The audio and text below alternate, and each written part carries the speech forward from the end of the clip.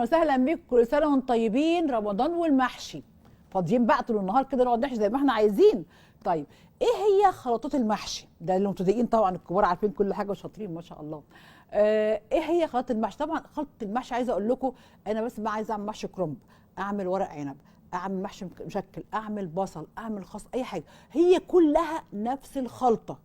نفس الخلطه، بصل وتوم وعصير طماطم والرز والخضره، شبت بقدونس كزبره، حلو الكلام، هي ولكن في حاجتين بقى، في مسبك وفي ني في ني.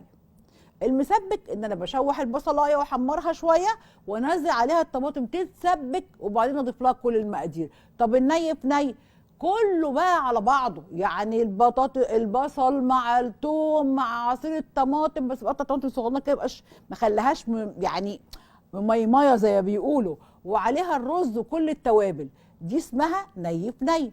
طيب هل بقى الخضار كله ينفع يبقى ني في ني؟ وهل الخضار كله ينفع يبقى مسبك برضو؟ يعني ينفع احط ده هنا وده هنا؟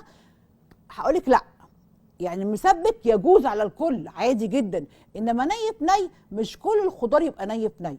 يعني مثلا الورق العنب ما يستحملش خضار ني في ني. ليه؟ لان انا بحب ان انا الف كويس جدا، لو انا عملته ني في ني يبقى هاشش، فهتلاقيه لما تيجي تاكليه تلاقيه مش حلو، مش ماسك نفسه.